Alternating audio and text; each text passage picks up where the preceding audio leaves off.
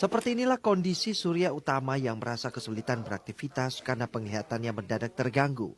Remaja 19 tahun warga desa Pinanggiripan, Kecamatan Seidadap, Asahan, Sumatera Utara ini sudah sebulan mengalami gejala kebutaan. Yang terlihat hanyalah sekilas cahaya, namun semua objek terlihat kabur. Surya tidak tahu pasti apa yang membuat penglihatannya terganggu.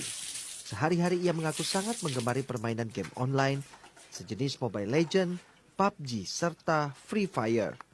Jika sedang asik bermain, ia bisa menatap layar HP ataupun gawai lainnya hingga 5 jam sehari. Pertama, ia merasakan perih dan merah pada bola matanya.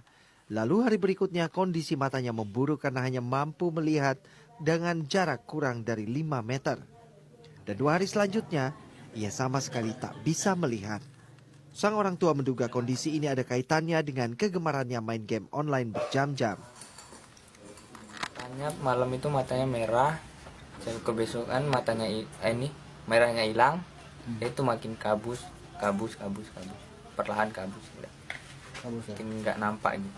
Untuk kawan-kawan jangan main itu lagi lah, kalau bisa dikurangi dan jangan main lagi.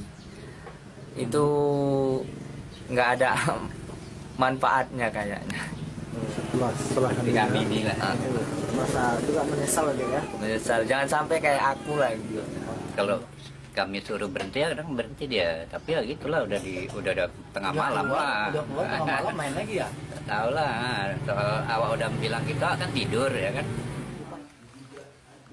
Remaja lulusan SMK di Asahan ini kini mengaku menyesal karena terlalu lama menghabiskan waktu bermain game online. Sejauh ini ia sudah pernah 5 kali berkonsultasi ke dokter spesialis mata dengan tanggungan BPJS.